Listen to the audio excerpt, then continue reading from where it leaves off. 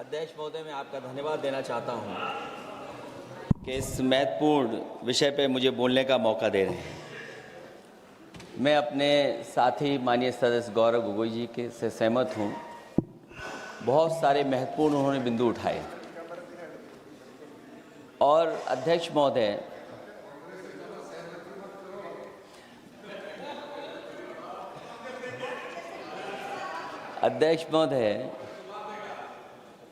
मुझसे ज़्यादा मेरे रिश्ते शायद हमारे विपक्ष के लोग ज़्यादा जान रहे हैं और जितना विपक्ष के लोग नज़र रखेंगे, मैं समझता हूँ उतना रिश्ते और मजबूत हो जाएंगे।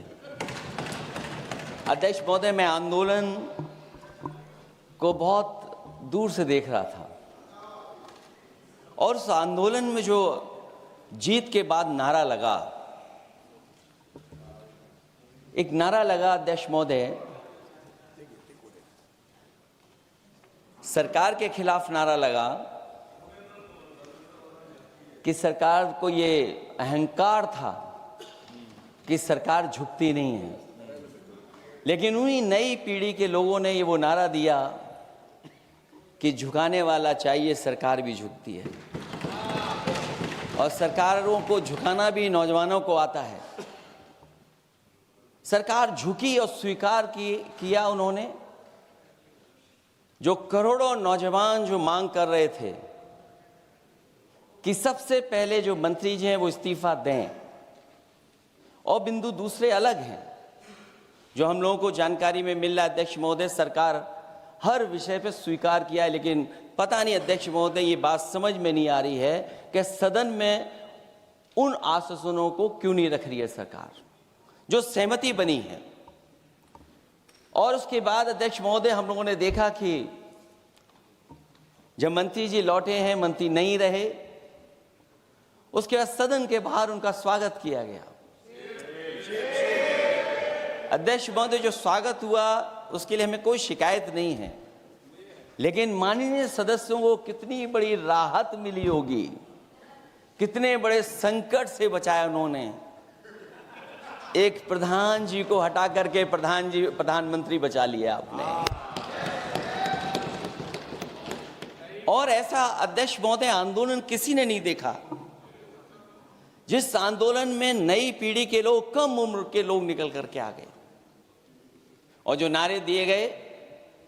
ये सरकार पिछले कई वर्षों से नकारात्मक प्रचार पर टिकी हुई थी, नकारात्मक राजनीति करती थी और न जाने कितने हजार करोड़ रुपए खर्च किए होंगे सरकार ने नकारात्मक राजनीति के लिए। लेकिन नई पीढ़ी को मैं बधाई देना चाहता हूं, उनके मनोबल को और उनकी एकता को, और जिस तरीके से उन्होंने प्रचार किया, अंततः सरकार को झुकना पड़ गया। भाजपा वचन नहीं देती, जुमला देती है। तो मुझे उम्मीद है कि सभी युवा नौजवानों का जो मांग की है उन्होंने, उन सभी मांगों को सरकार स्वीकार करेगी। और सरकार ये भी स्वीकार कर लिया होगा कि कोई दल मजाक में बना तो कितनी बड़ा दल बन गया। जो कोई चीज मजाक से शुरू हुई वो कितना सीरियस हो गई, और इतना सीरियस हुई कि हमारी सरकार लोकतांत्रिक हो गई कि जो उनको धरने पे बैठने दिया। सरकार लोकतांत्रिक थी कि उन्हें धरने पर बैठने दिया। हमने वो भी समय देखा है कि जहां पर धरने पर नहीं बैठने दिया, वर्षों वर्ष लोग बैठे रहे धरने पर, उनकी सुनी नहीं गई। इसी दिल्ली को घेरा था किसानों ने, और सरकार को लगा कि चुनाव आ गया तो सरकार ने तीनों काले कानून वापस ले लिए। जब सरकार घबरा जाती है, डर जाती है, तो सरकार स्वीकार कर लेती है। इसीलिए वो नारा मुझे अक्सर याद आता है कि झुकाने वाला चाहिए, सरकार भी झुकती है। जो विषय लाया गया है कि prevention of unlawful means act, सरकार को कम से कम ये बताना चाहिए था कि 2024 में जब ये लेकर के आए थे तो आज 2026 में कैसे पेपर लीक हो गया। और केवल गिनती के 1-2 पेपर लीक नहीं हुए हैं। ये ऐसा आंदोलन रहा जिसमें माँ बाप और नई पीढ़ी के लोग सब जुड़ गए। अगर हम ये माने कि 20 लाख बच्चों ने परीक्षा लिखी थी और उनके घर परिवार के सदस्यों को हम उसमें जोड़ दें, दादा दादी, माँ बाप और परिवार का कोई सदस्य, तो 5 लोग प्रभावित थे। और 5 गुणा 20, 1 करोड़ लोग नाराज हुए सरकार से। और अक्सर हम पॉलिटिकल लोग हैं, हम लोग जानते हैं जब कभी आंदोलन करते हैं तो कितनी तैयारी करानी पड़ती है, गाड़ियों का इंतजाम, खाने का इंतजाम और इंतजाम। लेकिन ये पहला आंदोलन देखा कि जिसमें माँ बाप भी जुड़ गए और कहा कि जाओ बच्चों आंदोलन करो, हम आपके साथ हैं। ये पहला आंदोलन ऐसा देखने को मिला है। और केवल दिल्ली में नहीं हुआ ये, केवल दिल्ली में नहीं हुआ ये। अगर ये बात गलत है, अगर ये बात अध्यक्ष महोदय गलत लग रही है, तो देश के होम मिनिस्टर साहब को ले आइए, वो सब एक्सप्लेन कर देंगे।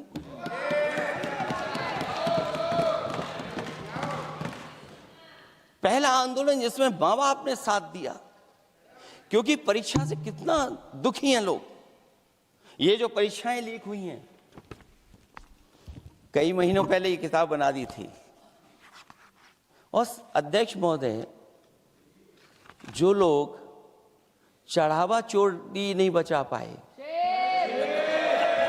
वो पेपर लीक कैसे बचा पाएंगे? जो भगवान के दरबार से दान गायब हो गया, दान चला गया, वो लोग पेपर लीक बचाएंगे? किस कानून को, जो कानून पहले बनाया उसी कानून का संशोधन करके लेकर आए हैं? किसकी आंखों में आप धूल झोंक रहे हैं? और अगर कानून से बच रहा होता तो भाजपा की 10 साल की सरकार में 20 परीक्षाएं कैसे लीक हो गई? 20 परीक्षाएं लीक हुई अध्यक्ष महोदय, जिसमें कोर्ट तक जाना पड़ा, उसके बाद परीक्षा रद्द हुई है। दरोगा भर्ती का पेपर लीक हो गया, जूनियर इंजीनियरिंग के भर्ती का पेपर लीक हो गया, ग्राम विकास पंचायत अधिकारी का पर्चा लीक हो गया, नलकूप चालक भर्ती का, यूपी टीईटी का परीक्षा लीक हुआ। और एक बार नहीं हुआ, 3 बार पेपर लीक हुआ यूपी टेट का। हाई स्कूल बोर्ड का परीक्षा लीक कर दिया, इंटरमीडिएट की बोर्ड की परीक्षा लीक हुई, इंटरमीडिएट का फिर परीक्षा का लीक हुआ, कई बार हुई। सिपाही भर्ती लीक हुई। आप सोचिए कितनी परीक्षाएं लीक हुई हैं। और नीट परीक्षा कोई पहली बार लीक नहीं हुई, दोबारा लीक हो गई, कानून बनने के बाद लीक हुई। सहायक प्रोफेसर भर्ती लीक है, लेखपाल भर्ती लीक हुई। यूपी जैसे स्टेट, जो सबसे बड़ा स्टेट है, जहां से प्रधानमंत्री चुन करके आते हैं, वहां तक पेपर लीक हो जा रहा है। और जो संस्था परीक्षा एग्जामिनेशन करा रही है, वो एनटीए में भी आउटसोर्स कर दिया आपने। हम विपक्ष के लोगों को तो डर ये लगता है अध्यक्ष महोदय, कहीं ऐसा ना हो कि ये पूरी सरकार को आउटसोर्स कर दें। आउटसोर्स सरकार है, जो सबसे विश्वसनीय संस्था है, उसमें आउटसोर्स पे आपने कर्मचारी को रखा हुआ है। किस बात की जवाबदेही है? यही अकाउंटेबिलिटी है आपकी? कहीं अकाउंटेबिलिटी ये तो नहीं है, आप अकाउंटेबिलिटी को ये कहीं समझ बैठे हों कि अकाउंट को भर दे वो एबिलिटी वाला ही हमें चाहिए? कहीं वो अकाउंटेबिलिटी तो नहीं है? आप बताइए, एनटीए को आउटसोर्स किया हुआ है आपने। जिस संस्था की जिम्मेदारी है महत्वपूर्ण परीक्षा कराने की, उसमें सब आउटसोर्स। और ये सच कहा कि कांग्रेस पार्टी के माननीय सदस्य ने मांग की है कि वो हम लोगों को पता होना चाहिए आखिरकार कौन लोग थे जो आउटसोर्स होकर के बैठ करके परीक्षा में इस तरह की घोटाला कर रहे थे। आखिरकार जवाबदेही क्या है, किसकी थी? और फिर केवल नीट की परीक्षा की बात करें और परीक्षाओं की बात करें, अगर हम अध्यक्ष महोदय, जब से सरकार बनी है तब से सरकार की कोशिश रही है कि शिक्षा, परीक्षा और यूनिवर्सिटी का ताना बाना पूरा ध्वस्त हो जाए। उसको एक रंगी बना दें हम, उसमें अंडरग्राउंड अनरजिस्टर्ड लोग शामिल हो जाएं। ये पिछले जब से भारतीय जनता पार्टी की सरकार आई है तब से हो रहा है। और फिर शुरुआत कहां से होती है? क्योंकि आप नहीं चाहते कि देश के गरीब लोग पढ़ें लिखें आगे बढ़ें। सरकार ने सबसे पहले हमला किया प्राइमरी स्कूल पर, और प्राइमरी स्कूल कितने बंद किए हैं आपने? जहां से बच्चे की शिक्षा की यात्रा शुरू होती है। एक गरीब परिवार का बेटा बच्चे कहां से पढ़ करके निकलते हैं? सबसे पहले प्राथमिक शिक्षा सरकारी स्कूलों से पढ़ करके निकलते हैं। हमारे बहुत सारे माननीय सदस्य होंगे, वो उन्हीं प्राथमिक विद्यालयों से पढ़ करके आज इस सदन तक पहुंचे होंगे। आपने सबसे पहले स्कूलों पे हमला किया, और प्राइमरी से लेकर के नौकरी तक पे आपने हमला किया है। युवाओं के भविष्य पर आपने चोट पहुंचाने का काम किया है। और जो प्राइमरी स्कूल जो आपने बंद किए हैं, वो इसीलिए बंद किए हैं आपने कि पिछड़े, दलित और गरीब के वर्ग के परिवारों के बच्चे पढ़ लिख न जाएं। क्योंकि आज भी अगर हम देखते हैं प्राइमरी स्कूल में कौन पढ़ने जा रहा है? सबसे समाज के गरीब परिवार के बच्चे पढ़ करने जा रहे हैं। सबसे पहला हमला आपने वही किया, और इसीलिए किया क्योंकि नींव पर ही अगर हमला होगा तो ये आगे नहीं बढ़ पाएंगे। जो आंकड़े सरकार के बताए गए हैं, 1 लाख से ज्यादा सरकारी प्राइमरी स्कूल बंद कर दिए सरकार ने। और अगर ये बात गलत है तो हमें उम्मीद है सरकार इस पर भी जवाब देगी। और अगर हम आंकड़े निकालें तो जो आंकड़े दिखाई दे रहे हैं, यूपी में सबसे ज्यादा प्राइमरी स्कूल बंद हुए हैं। और ये सरकार के आंकड़े हैं कि 7 लाख से ऊपर विद्यालय थे जो अब 6 लाख रह गए हैं। और यूपी में तो सबसे ज्यादा बंद हुए हैं।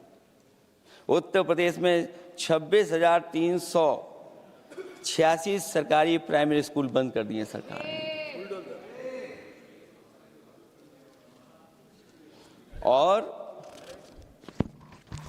केवल प्राइमरी स्कूल बंद नहीं किए हैं, नौकरी पे भी हमला किया है। 69,000 शिक्षक भर्ती को लेकर के बड़े पैमाने पर घोटाला किया गया। और घोटाला इतना बड़ा है कि वो सभी कोर्टों में गए हैं और पिछले कई वर्षों से आंदोलन कर रहे हैं। कोई स्थान नहीं बचा अध्यक्ष महोदय जहां पर वो शिक्षक भर्ती के लोग न गए हों। मंत्रियों के यहाँ गए, आंदोलन किया है, हाई कोर्ट गए, सुप्रीम कोर्ट गए।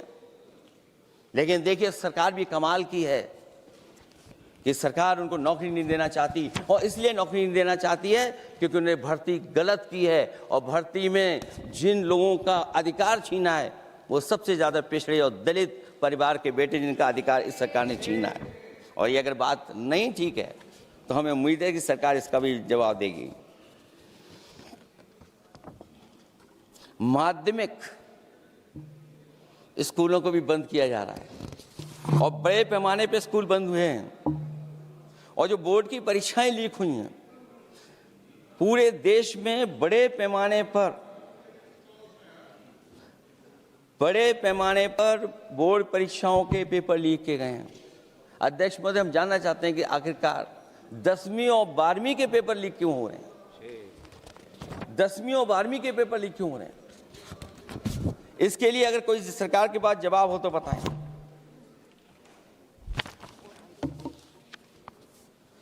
और जो बच्चों ने जान दी है नीट की परीक्षा में, जब परीक्षा का पेपर लीक हो गया है, अध्यक्ष महोदय, मैं अपनी तरफ से, पार्टी की तरफ से और सभी की तरफ से उन्हें श्रद्धांजलि देता हूं। और हमें उम्मीद है कि सरकार उन बच्चों की मांग मानेगी जिन बच्चों ने ये शर्त रखी है कि उनके परिवार के लोगों को 1 करोड़ मुआवजा दिया जाए। जब उच्च शिक्षा में जिस तरीके से भर्ती हो रही है, अध्यक्ष महोदय, जो उच्च शिक्षा की भर्ती है उसमें जो अपॉइंटमेंट हो रहे हैं उनके बारे में तो क्या चर्चा करें कि जब संस्था पे सबसे ऊपर बैठा व्यक्ति ही अन्याय करेगा तो पूरी संस्था में अन्याय होगा। जब से ये सरकार आई है, जो बड़ी बड़ी संस्थाएं हैं, उन सब संस्थाओं में एक रंगी लोगों को बैठा करके उन संस्थाओं को ध्वस्त करने का काम कर रहे हैं, और न केवल उन संस्थाओं को खराब कर रहे हैं, बल्कि अध्यक्ष महोदय, उत्तर प्रदेश में एक स्वतंत्र सेनानी, उनके नाम पर यूनिवर्सिटी बनी, मौलाना जौहर यूनिवर्सिटी। यूनिवर्सिटी बनकर के तैयार हो गई। इन्होंने कोई सरकारी यूनिवर्सिटी नहीं बनाई, और अगर कोई प्राइवेट यूनिवर्सिटी बन भी गई है तो उसको भी हथौड़ा लेकर के तोड़ने की तैयारी कर रहे हैं ये लोग। ये नफरत की राजनीति कहां लेकर के पहुंचा देगी। और जब से बीजेपी की सरकार आई है, तब से नफरत की राजनीति और दूसरे लोगों के साथ किस तरह का व्यवहार हो रहा है, उन्हें कहीं भी न्याय तक नहीं दिला पाई सरकार। और जब नौकरी की बात आ जाए तो अध्यक्ष महोदय, अग्निवीर भर्ती में भी जो हर साल में कितनी भर्ती होती थी, कभी 80,000 भर्ती हुआ करती थी, अब भर्ती केवल 10,000 हो पा रही है। आखिरकार अध्यक्ष महोदय, सरकार नौजवानों की पढ़ाई और नौकरी पे हमला क्यों कर रही है,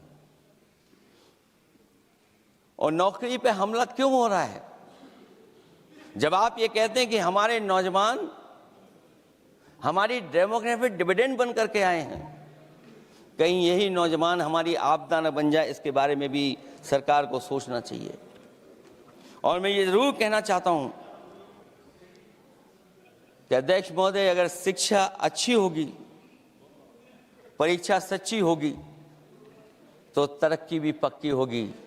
और ये तरक्की नहीं चाहते हैं, इसीलिए शिक्षा पर और परीक्षा पर हमला कर रहे हैं। मैं इन्हीं शब्दों के साथ अध्यक्ष महोदय आपका धन्यवाद देता हूं। और जो बिल लेकर के आए हैं आप, बिल तो 24 में भी लेकर के आए थे आप, जो 24 में बिल लेकर के आए थे, उसके बाद नीट परीक्षा का पेपर लीक क्यों हो गया, ये आप बता देना मंत्री जी। आपको एक कानून बनाने के बाद दूसरा कानून बनाना पड़ रहा है, ये क्या वजह है? और आपको मंत्री जी का स्वागत इसलिए करना पड़ रहा है कि आपको संकट से बचा लिया। और अगर अखिलेश जी तो समाजवादी है। मैं पूछना चाहता हूं कि छात्रों का आंदोलन के बाद सरकार उनका बात सुन के पार्लियामेंट में बिल लेके आता है, ये अच्छा है, या जो आंदोलन होता है तो उसको कुचलने के लिए देश में इमरजेंसी लगा देता है, वो अच्छा? आप बता दीजिए।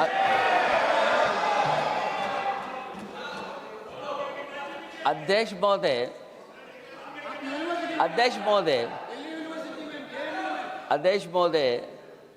मैं इमरजेंसी को तो नहीं देखा हूं, लेकिन इमरजेंसी में क्या क्या हुआ है वो अभी दिल्ली की राजधानी में भी देखने को मिल गया है। आंसू के गैस के गोले और लकड़ी में लगा हुआ कुछ कील का और कांटे की चीजें, उस समय करंट नहीं लगाया जाता था, इस बार करंट लगाया गया है। तो ये इमरजेंसी के बराबर ही हुआ है हमला, कम नहीं है। इमरजेंसी से कम अन्याय नहीं कर रहे हैं आप लोग। और याद करिए अध्यक्ष महोदय, अगर इमरजेंसी इन्हें याद आ गई है, अगर इमरजेंसी अध्यक्ष महोदय ने याद आ गई है, तो इमरजेंसी के बाद भी परिवर्तन हुआ था, और हमें भरोसा है कि इसके बाद भी परिवर्तन होगा। और अध्यक्ष महोदय, मैं आखिरी में कहना चाहता हूं, कानून से नहीं, नियत साफ होगी तब नीट का परीक्षा साफ होगी। सवाल कानून का नहीं है, आपकी नियत साफ नहीं है। और जिस समय आपकी नियत साफ होगी तो परीक्षा भी साफ हो जाएगी। और हमारे साथी जो कुछ और बातें उठा रहे हैं, आज मौका नहीं है, लेकिन आपको भगवान भी माफ नहीं करेंगे, क्योंकि आप चढ़ावा चोरी में शामिल हुए हैं। और चढ़ावा ही नहीं, जो गुप्त दान था वो भी चोरी हुआ है। गुप्त दान छोड़ो। और ये पाप की श्रेणी में नहीं आता है, महापाप बिल की पे श्रेणी में आता है। Akhilesh ji bill pay. और अध्यक्ष महोदय, आखिरी में मैं इतना ही कहना चाहता हूं, शिक्षा की रक्षा के लिए जो आंदोलन हुआ है वो हमेशा आंदोलन जीतेंगे। बहुत बहुत धन्यवाद, बहुत बहुत आभार प्रकट करता हूं।